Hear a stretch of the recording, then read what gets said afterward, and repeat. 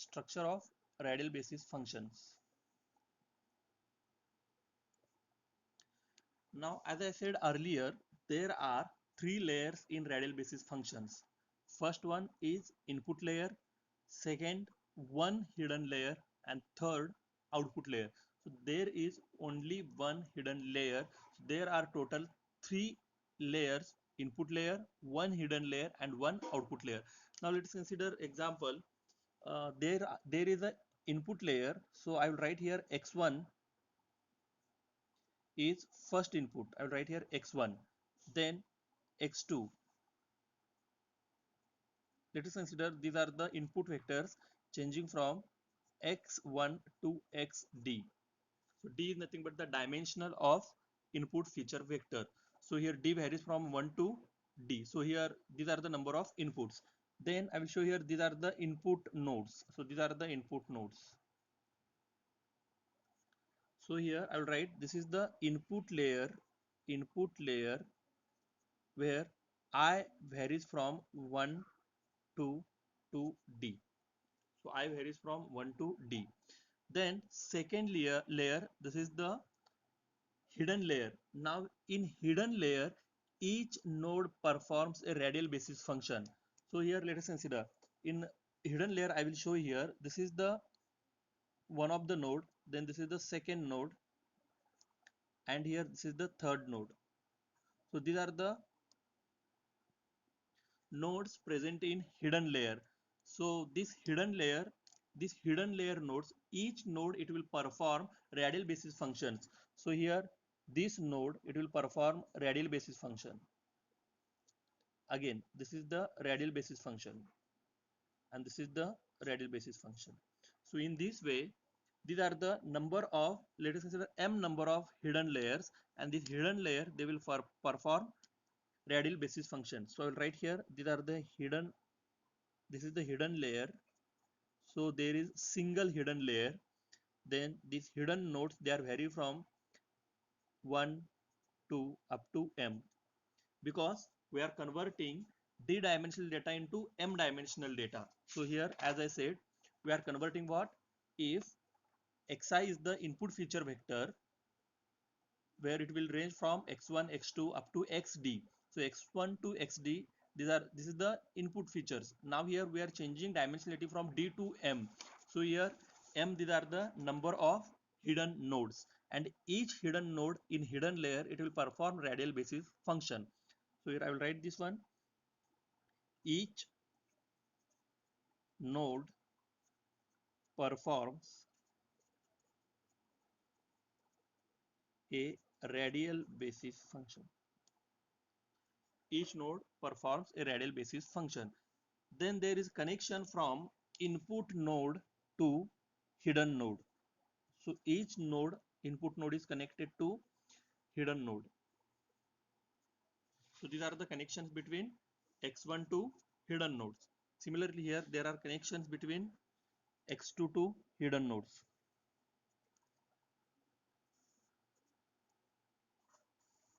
So these are the connections.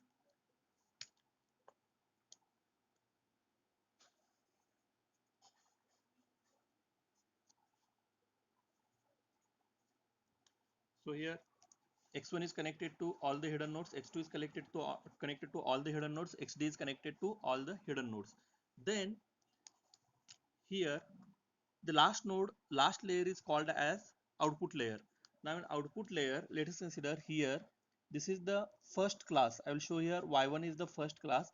Similarly yc is the last class. So here it output nodes they are vary from 1 to c. So this is the output layer. I will show output k changes from 1 to up to c. Now here this output layer performs linear combinations, linear combinations of hidden layer. It performs linear combination of hidden layers. Now here each hidden node, it is connected to output node. So there is connection from hidden node to output node.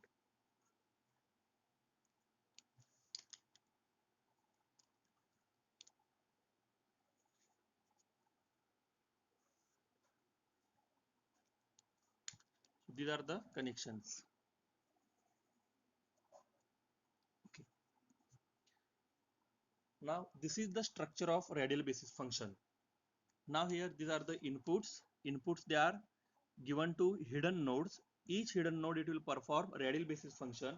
It will perform radial basis function means it will calculate phi r, or it will calculate phi 1 phi 2, which is nothing but the phi 1 phi 2 up to phi m. Then this output of hidden node, it is given to output node. Now this output node is nothing but the decision, it will provide decision. So here I will show these are the activation functions where it will convert it into actual decision. So in this way it consists total input layer, hidden layer and output layer. Now here there are two stages of trainings, two levels of training. So right here there are two levels of training.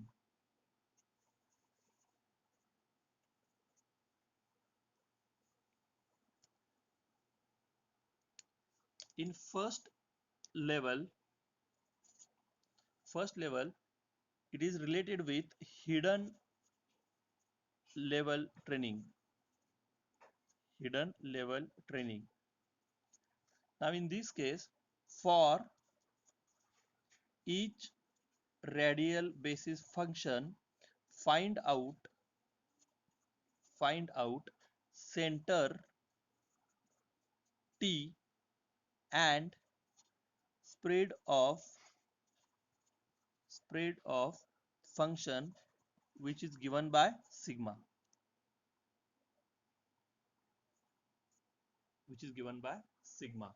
now here in first level, first we will find out the center.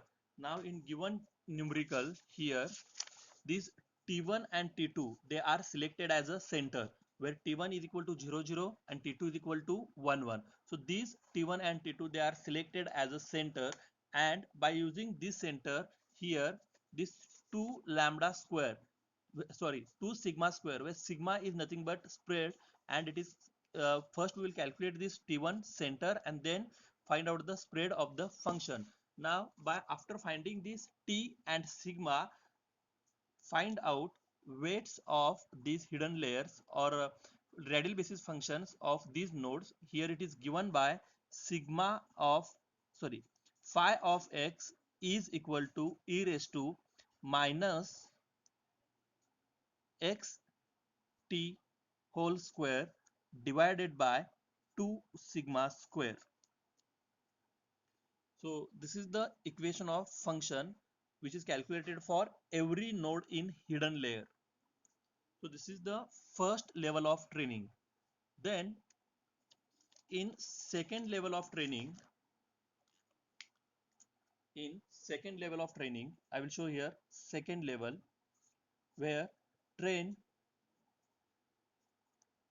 weight vector of output nodes. Train weight vector of output nodes. Once these radial basis functions are calculated, we have to find out weights of this output layer, weight for these output layers, where it is W1, W2, W3, whatever it is. These are we have to find out these weights. So this training of radial basis function, it is at two level. First level is to find out the radial basis function of hidden node, and in second level we have to adjust weight vector of output node. Then here the basic concept or main part is to find out center of these given data points. Now here to find out this center, we have to first form cluster. Then after finding this cluster, we will find out the center of this given cluster. Now let us consider one example. Let us consider there are three clusters. So these are the three clusters. This is the first cluster. Then I will show here this is the second cluster.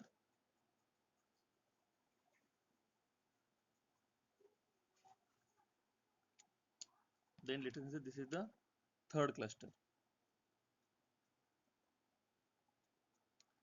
Then we will form clusters. So I will divide these clusters. So these are the three clusters.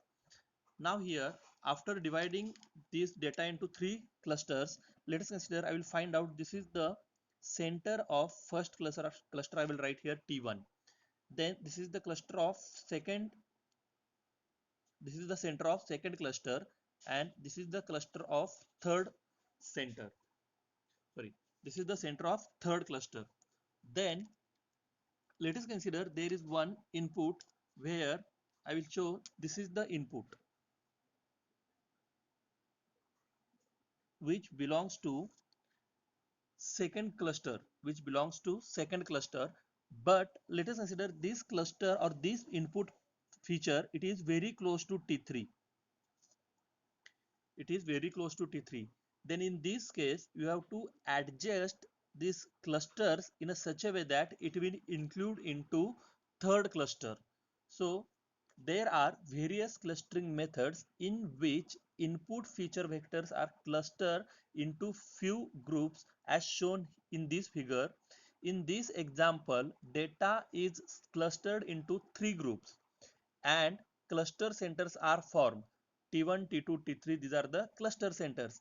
In next iterations, for each of the samples, find out which cluster is nearest to the particular sample. If the sample is away from the center in that cluster, it goes to the cluster near to the center in the second iterations. Perform this operation each of the sample. After next iteration, initial cluster that form will have different samples but number of clusters are same. So in this way we can find out T1, T2 and T3, and after finding this T1, T2 and T3 we can train the algorithm. Now here after finding this T1, T2 and T3, the next issue is how to find out this sigma. How to find out this sigma. Sigma is calculated as this is called as root mean square distance. So this is the root mean square distance. This is the root mean square distance, and it is calculated as this is the root mean square distance. So we have to take mean square distance of all these points. So let us consider here I will show there are total G tends to 1 to Q centers are points are there. Then it is TH minus TG square divided by Q raised to 1 by 2. Okay.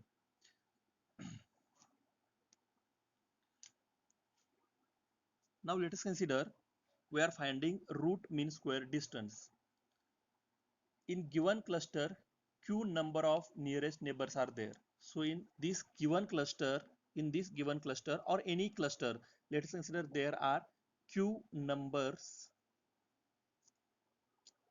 of nearest neighbors. How many nearest neighbors are there? There are Q number of nearest neighbors. So here we will repeat this summation. We will take summation of 1 to Q. So there are Q number of nearest neighbors. Then root mean square distance can be calculated as summation G tends to 1 to Q. Why it is 1 to Q? Because there are Q number of nearest neighbors. Then TH minus TG raised to 2, where TH is nothing but the randomly selected hidden node. So this is the randomly selected hidden node.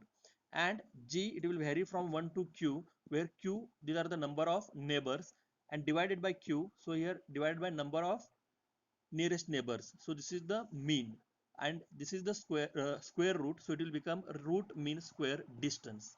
So by using this method, we can find out t and we can find out q. Now, after finding this t and q, we can find out phi of gx is equal to e raised to minus x minus t g raised to 2 divided by 2 sigma square g. So in this way, we can find out this sigma and we can find out the center.